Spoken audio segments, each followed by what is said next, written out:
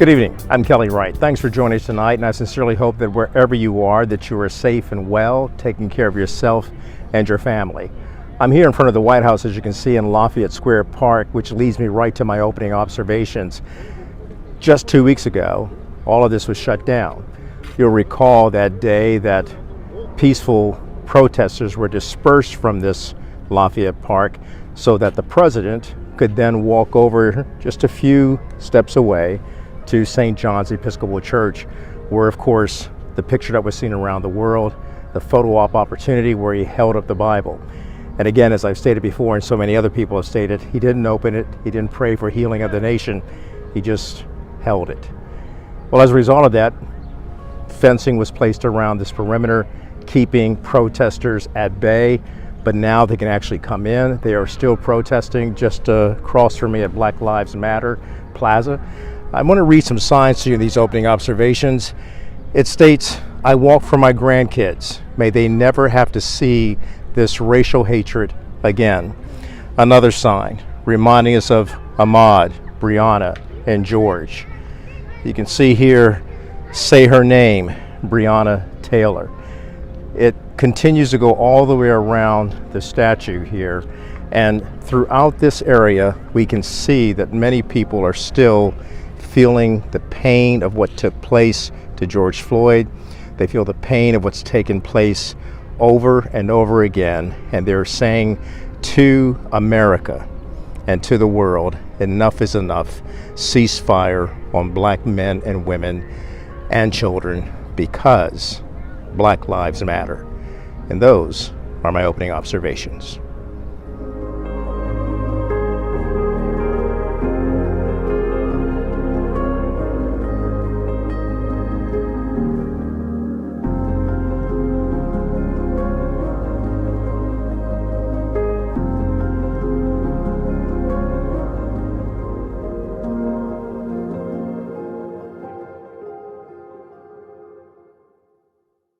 Some signs and some of the atmosphere of what's taking place in front of the White House there at Lafayette Park as people continue to protest and demand racial justice. And it is about time. That one particular sign, though, "Stop killing us." And yet, sadly, over the weekend, we saw that another black man was in fact killed at the hands of police officers in Atlanta, Georgia.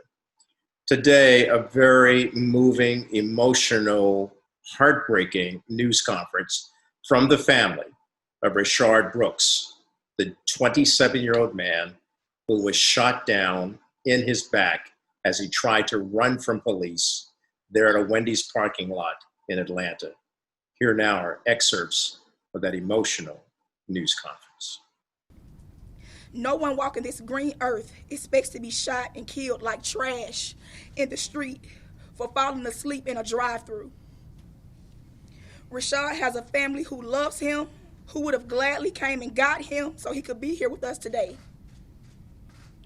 The day after my uncle's murder, his oldest daughter said for her father in her birthday dress to come and take her skating.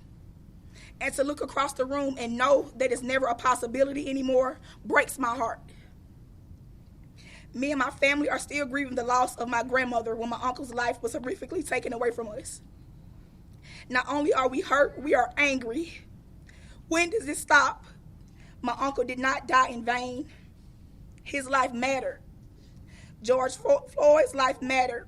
Breonna Taylor's life mattered. Michael Brown's life mattered. Sandra Bland's life mattered.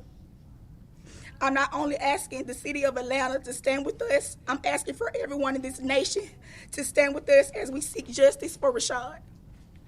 The trust that we have with the police force is broken. And the only way to heal some of these wounds is through a conviction and a drastic change with the police department.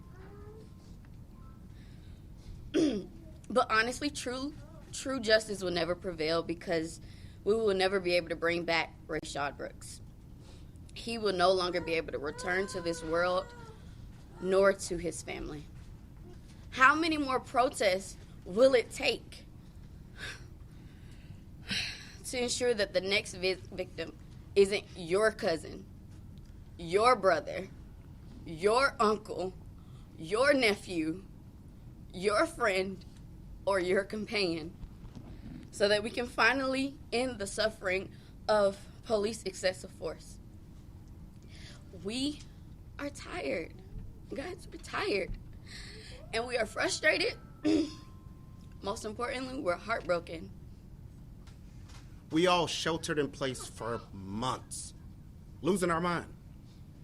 And then we started seeing on the news large amounts of white Americans demanding change, coming out and rallying in the streets and protesting and making their governments change laws so that we could start getting back to regular life. And as I sat stunned watching TV and watching so many of our white brothers and sisters out there rallying, protesting because they thought something was wrong with the current state of laws in their city or state, we didn't have a problem with it. That is their right as Americans, to demand change, to demand laws change. So why is it so offensive or painful or off-putting when African Americans step forward to demand change against police brutality? Why is it so wrong when we are protesting in the street when we see something wrong with police abuse? And the only thing that we can ask for is some semblance of an idea of justice, because there is no definition anymore of what it is. But what we know right now is that a man's life was taken when it should never have happened. It's just gonna be a long time before I heal. It's gonna be a long time before this family heal. And I just, like I said, I'm just thankful for everything that everyone is out there doing. And I just ask that if you could just keep it as a peaceful protest, that would be wonderful, because we want to keep his name positive. I'm really not sure what else America needs to see. Want to rerun a George Floyd?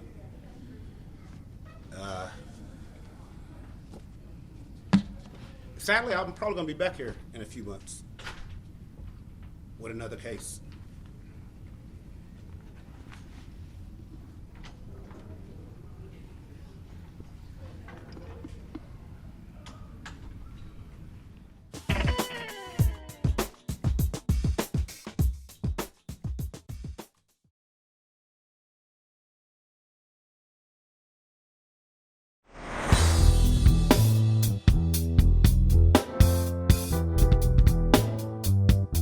Joining me now is attorney Mark Harris. He is a member of the Ben Crump Law Firm, and of course they've been representing the family of George Floyd, Ahmaud Arbery, Breonna Taylor. Mark, what I saw take place today at this news conference with the family of Rayshard Brooks, the latest black man to be shot by police and to die at the hands of police. It took place there in Atlanta. I saw a lot of grace. I saw a lot of raw emotion, as one would expect. And the wife said, "I will never have my husband back. But please, if you're going to protest, do it peacefully, and let's get justice for my husband." It was gripping to watch that as a black man, to realize that any one of us can be exposed to the brutal force of a police officer making a split-second decision that turns out to be the wrong decision. Kelly, first of all, thank you for having me again on your show. I wish it were under different circumstances. You know, this is craziness. This is a bad movie that keeps playing over and over and over again, except it's reality. The press conference today with the family was heart-wrenching. To have the young daughters of Mr. Brooks and his wife and his family members, his cousin broke down into tears as he tried to describe the happier times with Mr. Rayshard Brooks. This is craziness. My youngest son, who is working on behalf of justice in Washington, D.C., is home because of the coronavirus shutdown of his company, and walked in as the press conference was unfolding earlier today and said, "Dad, those kids who are in the press conference are traumatized, and every young child who watches this. This 8-year-old daughter of Mr. Brooks was home hoping to celebrate her birthday with her father upon his return. He never made it back home. She thought her mother was joking when her mother told her that her father wouldn't come back. What do you mean Daddy won't be back? You mean in the next few minutes? You mean in an hour? This is ridiculous. We have to do something different. We have to do something better in terms of dealing with this tragedy. Mark, the bottom line is, I'm going to call it like I see it. If Richard had been white, he would probably be at home with his family right now and have just celebrated his daughter's 8th birthday. He would have been given the privilege, if you will, of respect from a police officer who wears that badge to protect and to serve, and they would have allowed him to walk home if he was within walking distance, or extended him the common courtesy of taking him home. That wasn't done. And I raised that issue because I posted on social media over the weekend, another black man is dead. And to my surprise, and I guess I shouldn't have been surprised, there were some whites who said, who are you backing, the police or the criminal? First of all, this man was not cited for being a criminal. Right. And I'm tired of the finger pointing that goes towards every black victim in these cases. These are disingenuous straw person arguments that don't have a place in the dialogue of what we're talking about. This is not a matter of a criminal and criminal behavior. At one point I heard the police union rep say, well, Mr. Brooks was using lethal force directed towards the officers. And the person who interviewed him said, you mean the taser that he was shooting behind him as he was running away that you could see did not make contact with the officers? You mean that? Well, yes, that's what we mean. This is a ridiculous argument. This gentleman should not be dead. If that person under those circumstances is dead, we literally have no hope. It's a continuum, and the continuum starts with inappropriate police conduct, plain and simple. No other community would tolerate the way that our community is treated by police. I've heard from people as far away as the Philippines about what's going on right now. So I would really strongly suggest to your viewers that they keep the main thing the main thing.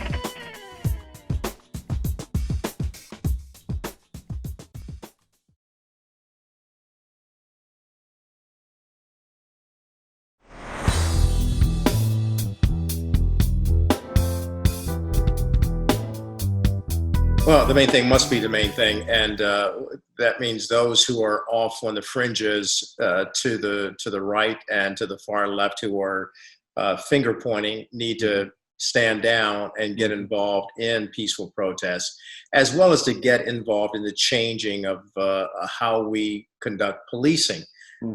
You've worked with a lot of police departments. I've worked with a lot of police departments, and we know there are good cops out there. And the good cops are standing up and they're becoming vocal, but I think they need to become more vocal in developing and establishing change that will bring a long-term benefit to the Black community. The relationship between law enforcement and the Black community is like Russian roulette. You're lucky if the chamber's not loaded when law enforcement is called to the scene in the Black community, because you may wind up dead.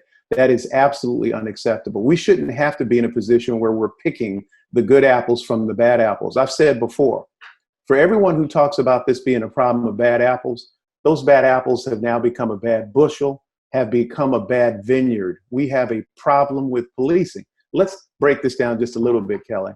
Those who call for defunding the police, that's a catchy phrase, but what they're really calling for is a reallocation of resources from traditional policing to other means of dealing with confrontation or dispute. For example, you take the case of Mr. Brooks. The appropriate thing to do, in my opinion, was not to call the police at all if there was someone else to call. Right. Now, if they attempted to wake him up, I'm talking about the employees of the Wendy's restaurant, and he was unresponsive, then it makes sense to me that someone else should be called, but it doesn't have to be law enforcement. It shouldn't be people with loaded guns called to that scene based upon those facts. We have to have an alternative to the way people are policed. Mark, I want to thank you for joining me. And of course, we'll see you on Wednesday as well. But the bottom line is, where do we go from here? Because as Chris Stewart said at the end of that news conference today, which was very startling, he said, look, you know, what does it take for America to see what's going on here? And he said, I fear that I might be back here in a couple of months with yet another case. He said something that really struck home with me. He said, police officers can't be judge, jury, and executioner. That goes against every principle that this country stands for. I completely and wholeheartedly agree with him in that regard. But in order to make that true, America has to stop holding on to its aspirations and really make its aspirations tangible. It talks about truth and honor and integrity and justice and fairness and equality, and none of that plays out for our community. We have to demand more. We have to hold people accountable. Atlanta has a black mayor. Atlanta had a female police chief. None of that mattered because it's not the individuals, it's the institutions. We have to keep in mind, in my opinion, Kelly, that it's time for us to change the very institutions that are the fabric of this country. Appreciate you, Mark. Keep us up to date on what's happening. Always. Kelly, thank you for giving me the opportunity and giving the Ben Crump Law Firm the opportunity to speak to you and your viewers. Always welcome here. Mark Harris, thank you. We'll be back with more after this.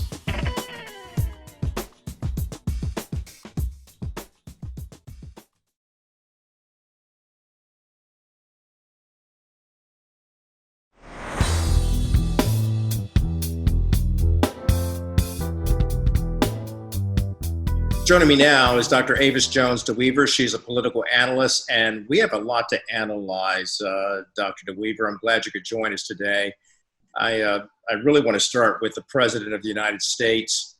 As you know, he has stated that he is the President of Law and Order, and tomorrow he has indicated that he will be coming out with an executive order for restructuring, or at least doing something about police departments and de-escalating violence and things of that nature. What do you anticipate from the president? Will he do the right thing to try to quell some of the disruptions that we've seen from police officers towards African Americans? There is no evidence that I can take from anything he's said or done in the past that would suggest that he would do the right thing. This is the same president who came into office in speaking in front of police officers, specifically suggested that they rough people up even more. And so, you know, when someone sort of leans on talking points that we know harken back to a very violent era in our nation, when we're talking about law and order, it does not leave me much hope that any executive order that he comes up with will mean a good thing for Black people in particular, as it relates to our experiences at the hands of violence as a result of interactions with the police. I want to go to another situation. The Secretary of Housing and Urban Development, Ben Carson, was speaking with George Stephanopoulos this week. And he went on to talk about the aspect of the President of the United States stating to America that he was the best president for Black America since Abraham Lincoln. Now, let me read a quote to you from what Secretary Carson said in response to that. He stated this: well, I will say, rather than get into an argument about who has done the most, what has in fact been done, the opportunity zones, where they're designed rather in order to bring money into areas that are traditionally neglected. Also, he wanted to say that prison reform has been quite successful. It's just the first step. There are other things that need to be done. Then he stated and pointed out making funding for the HBCUs regular rather than done on an annual basis, and increasing the amount of money for that. That's been very useful. So he stepped back away from giving a full-throated endorsement to the president, making that claim that he's done the best for Black America since Abraham Lincoln. But his response, nevertheless, what's your response to the response? Well, you know, Ben Carson, bless his heart, he is filling his role, right? You know, he is going to be a supporter of this president to the end. I do think, though, that he made the right choice to pivot to actual policy points rather than to make these broad verbal statements that President Trump loves to make. He loves to say that he's the most and this and that. So it was at least, I think, very sound for him to specifically point to policy rather than just making these broad, over-the-top statements that President Trump is well known to make. As you know, the president had been planning to have a rally in Tulsa, Oklahoma on Juneteenth. He has backed off of that now once he spoke to some of his African-American friends who stated that Juneteenth would be something that he shouldn't do. And now he is going to instead have the rally in Tulsa on the 20th of June. But here's what he tweeted out today. The far left fake news media, which had no COVID problem with the rioters and looters destroying Democrat-run cities, is trying to COVID shame us on our big rallies. Won't work. To be fair, all of the news media, including this show, has constantly talked about the threat of COVID-19, this pandemic, even in the face of people out there not rioting, but peacefully protesting. Right. So your response to what the president is now tweeting as he tries to set up this event in Tulsa next week, also the scene of the worst race massacre that we've seen in our history. And then the fact that the state is now telling the president, stand down, don't come here because of the upsurge of COVID-19 cases. You know, in a nutshell, it's a hot mess, right? I mean, here we, I mean, really, how insensitive, and I believe intentional it was, to pick Tulsa, Oklahoma as your comeback rally in the middle of a Black Lives Matter movement. I mean, how insensitive could that be? Plus, to couple that, to have it occur on Juneteenth. He did stand down and moved it a day, big whoop, but you're still going to Tulsa, Oklahoma, a place that goes down in history as one of the most terroristic acts that's ever been asserted against African Americans in our history in this whole entire country. And I frankly believe that it is a dog whistle to the most racist and disgusting elements of his base, specifically to have his rally there in the midst of a Black Lives Matter movement. It's disgusting. Now, as it relates to this particular tweet, I would say, here's the reality. It's interesting how, you know, you can have a bunch of KKK members and white supremacists murder someone in Virginia, and they're very fine people. But you have not only Black people, but quite frankly, I've been impressed with how multiracial these demonstrators are in the fight for valuing Black lives, yet to call them rioters and looters, painting with this broad brush. It's disgusting, but once again, it's part of the course for a human being that seems disgusting. And one last thing I would say, all of the coverage that I've seen, and even when I've participated in these demonstrations, the vast majority of the people there are actually wearing masks. Yeah. That contrasts to someone who himself refuses to wear a mask. I believe I read somewhere he's actually trying to make it impossible for people to wear masks who attend the Republican National Convention. Is absolutely crazy. So my assumption is that he might have that same sort of directive at his rallies. And so it is really disturbing to see that he is willing to basically roll the dice with people's lives just for optics. Well, Dr. Avis-Jones DeWeaver, always refreshing to have you on as you analyze what's happening politically. There's a lot more we can talk about, so we got to have you back on as we continue to follow what the president is doing and what he isn't doing. So we'll continue to follow the details and appreciate your comments and your insights into this. Thank you. Thanks for having me. Thanks for being here. We'll be back with more of the program after this.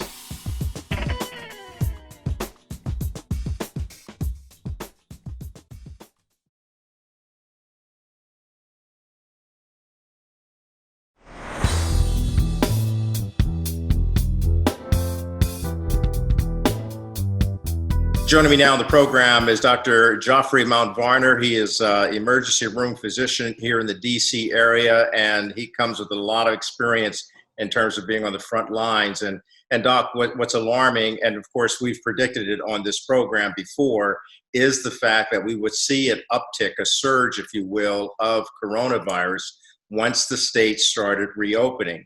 And now we have some predictions that we could reach 200,000 deaths by September. What are your concerns? It was predicted, as you said, that as states opened up earlier, that this would happen. The only outlier now is that it was predicted that because of the protests, the numbers would uptake, but we have not seen that. And I think that was because most of those protests were outside. The virus does not do as well outside, but the uptake in the states we predicted, and the 200,000 deaths the CDC warned us about back in March. So far, everything that the CDC has said is happening. And if people want to glean into the future and be a soothsayer, let me tell you how. If you follow the Wuhan, China data, because they're about 2 months in front of us, if you look at the Lancet, the British Journal of Medicine, they tell you what's going to happen here in this country. So far, everything has been predictable. Are you disturbed about this? I mean, you know, we're reopening. I understand we got to get our economy back going because so many people are out of jobs. But it's alarming to me to know that people are still dying because of COVID-19, and they won't even take care of themselves by following the protection factors that you and other doctors have told us to do, like wear your mask, wash your hands. Yes, I am very concerned about this for a few different reasons, because as we reopen, just keep in mind, no one discussed this with frontline providers, because there was already an exhaust factor involved. And then when you combine that with the fact that those of us on the front lines are the ones who are taking care of these patients, not only that, these patients don't have their family members next to them while they're going through this. And so while it's easy to say, I'm not going to wear your mask, okay, it's fine. That is your personal choice. But we are in a community. So therefore, wear your mask to protect your other community members. Good advice. And of course, for vitamin D, I load up on vitamin D every day now, primarily because I am African American, and for some reason, we do not attract vitamin D as often as we should. Why is that, Doc? Oh, so vitamin D, 90% of the vitamin D that our body consumes is made from being exposed to sunlight. It helps convert UV light to vitamin D. But the darker your skin is, the less efficient you are at converting converting sunlight to vitamin D. Therefore, if you are darker, you need to be out in the sun longer. But no matter how long you are out there, your body's not as efficient or it's not as good as, say, a lighter skinned person or as a white person. So right off the bat, as it relates to vitamin D, you start off with a deficit. So what do? You eat foods that are high in vitamin D, dairy products, salmon, mackerel, and as you just mentioned, supplements. And for the first time, I will make a recommendation, because Harvard came out with a great article. Basically, if you don't have any renal problems, obviously talk to your primary care doctor. But 800 to 1,000 units a day of vitamin D, it's not unreasonable. All right. You're hearing it from the good doctor, Dr. Geoffrey Mount Varner, who himself is a Hampton graduate, also went to Harvard as well.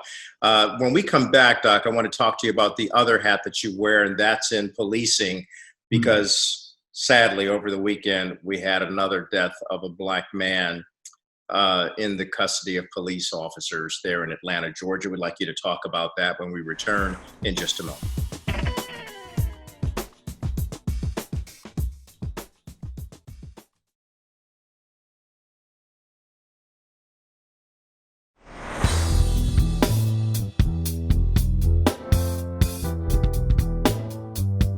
Welcome back to the program. So I'm talking to my good friend, Dr. GEOFFREY Mount Varner, and he's a Hampton graduate. He likes me to tell people that. He's also Harvard educated as well. But more importantly, he's educated about what happens in the Black community, not only as it relates to our physical health and our spiritual health, because he's also a man of faith, but he's also connected in terms of what's happening with our social justice, criminal justice health. And over the weekend, it's happened again. Another Black man killed while being detained by police officers, this time shot as he was fleeing, running away from police there in Atlanta. And of course, we've seen people get upset, burning the Wendy's where he was killed. I'm just shaking my head, because at some point, when do we get it that enough is enough? And this was a situation that never needed to happen. It could have been de-escalated. I think similar to, I can tell by your expressions, what do you do at this point? And I will say this, is that we are here to change the world. And why? Because the world needs to be changed. And why? Because it's the right thing to do. And so let my comments be very clear. I need to be very, I'm a Black male, clearly. I have a Black son, a Black mother, Black nieces and nephews. So let my comments be taken with that in light, with that in mind. Whatever you need to do when pulled over by the police, whatever it is, and I'm sorry that you have to do it. I apologize, even I've got to do it. But whatever you need to do, survive. And when I wrote my book about this years ago, I will admit it was for self-reasons. I have a Black son, Black nieces and nephews. And my point to them is, and again, I'm only talking about while we're trying to fix this horrible problem, because Floyd told us we have a problem. We've had all these protests, and now we have this new problem. What that says is that there's a gap that is going to be there until it's fixed. Yeah. Therefore, whatever you need to do to survive a stop, do it. And you can get your feelings fixed later. But as I tell my son, if you can't make it home, I can't fix you. But as long as you make it home, no matter how they make you feel, Daddy can make you feel better. Daddy can fix you. Yeah, I think we have to keep talking about that, Doc, as often as we can. And I know it's tough when you're in situations like Rayshard Brooks was in, where you're awakened by police and you're spoken to by the police for 40 minutes, and then they start putting cuffs on you. And we saw the rest unfold after that. Hindsight's always 20/20. Yet we must continue this fight to say that Black lives do matter. And in this situation, I'm considering the fact that a white person would probably have made it home, and a brother did not. I absolutely agree with you, which is why I was very careful with my comments, and thank you for making that comment.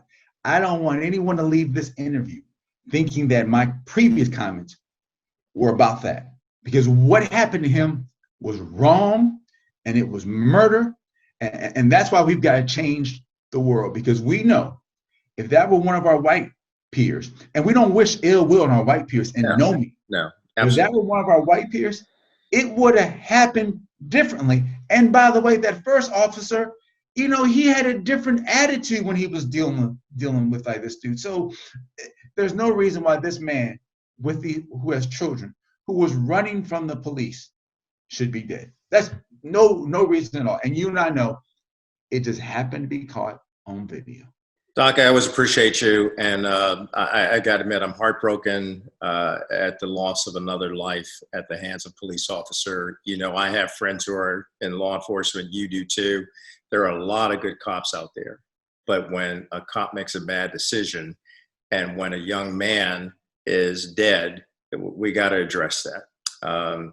Thank you so much for being on the program, talking to us about COVID-19, as well as these policing situations in which we have to rectify. It's got to get better. And that is to arm people with information. So I appreciate you so much. Well, thank you very much. And anyone in the audience who reaches out to your producers, I will send them a free ebook on Home Alive, teaching young folks how to survive encounters with the. We got to make that happen. I'll post it on the kellywright.tv website. That's the kellywright.tv website, and you can get Doc's book. Appreciate you, sir. Dr. Geoffrey Mount Varner. Have a good time. Thank you. Take care of yourself and each other. All right. We'll be back with more after this.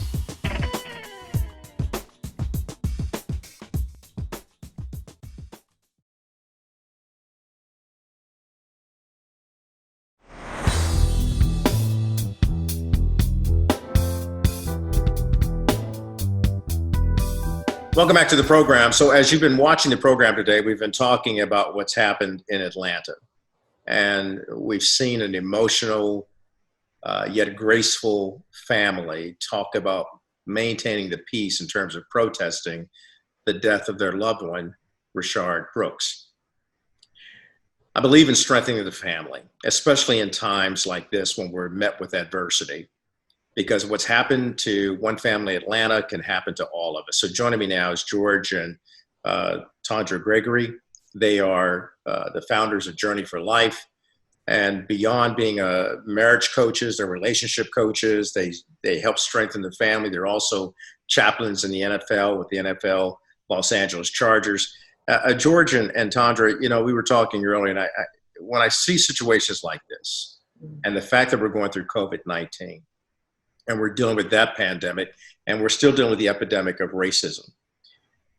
I'm struck by how gracious this family was, and yet the emotion was palpable.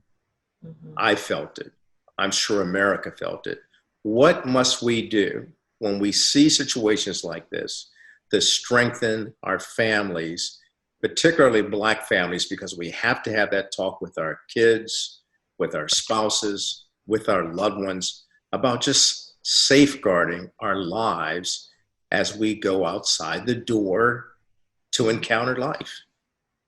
Yeah, you know, it's an interesting time. We're sort of coming out of our houses with COVID-19, and yet we're having to insulate and talk about things that most families don't have to talk about. And yet in our families, we must talk about the hard issues. And so what we recommend is sometimes you're going to have to cut the news off. You're going to have to not be ignorant, but you're going to have real family conversations. You're going to have to look fear in the face. You're going to have to look timidity in the face. And we have to empower and encourage each other. We did a talk this weekend, and a part of our talk, which could be oversimplistic to a few of your audience members, but man, there's moments that we've got to cheer each other on and empower each other. For us, we're Christians, and so we often tell each other, listen, God's got this. Now, in the midst of what we see, maybe some people say God doesn't have it, but we choose to believe that God's got this. We also tell each other, hey, you've got this, meaning that you've got the power within you to control your actions, to do certain things. And I know some people might say, well, we control our actions and we still are killed out in the street, but we cannot let fear-based cause us to now overreact and become those victims of these crimes that we see perpetuated or we see on TV now. Mm-hmm.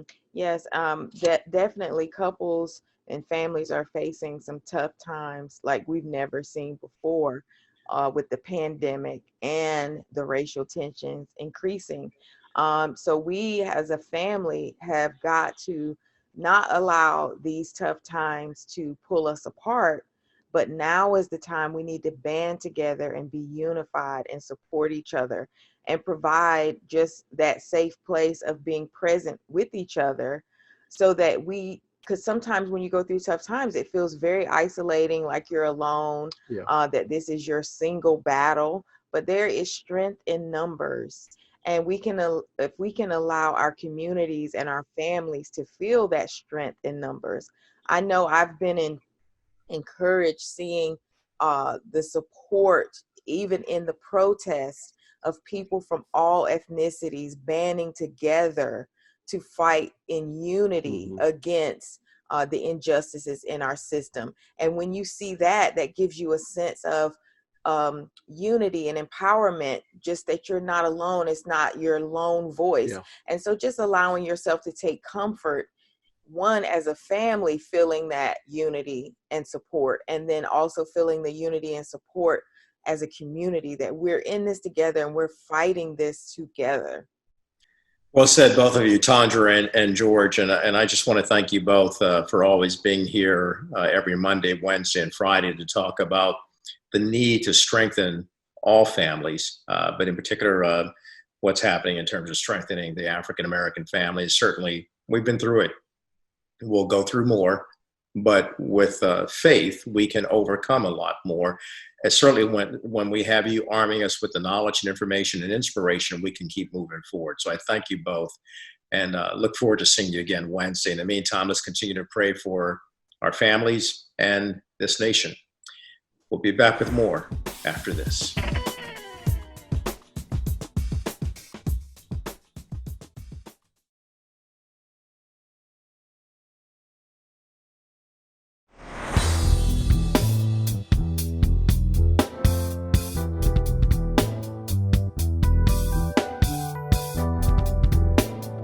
Welcome back, and now for my final word. It's difficult to say when all of this will end. We do know that all people who are protesting want everything to end peacefully so that people can be remembered. And as long as the injustice continues, it's likely that the protests will continue as well. No justice, no peace. Along this fence here are those who have been killed. Trayvon Martin, over my shoulder, Michael Brown, and it goes on all the way down here in front of the White House. One thing we must remember, as Dr. King said, injustice anywhere is injustice everywhere. So to right the wrong, it's time that we have justice, from the White House to Congress, to your house, to my house, because the greatness of our nation actually begins in the homes of our people. We must have justice or no peace. I'm Kelly Wright. May you be righted, ignited, and united to keep spreading not fear, not hatred, not racism, but love, freedom, and peace. Good night. And bigotry. Take a look around. I'll tell you what I see. I see a world filled with hate and hostility. So in the streets we cry, 'cause our babies died from all the guns and the violence. And we lift our hands and raise our demands, but the violence is not silence. Oh,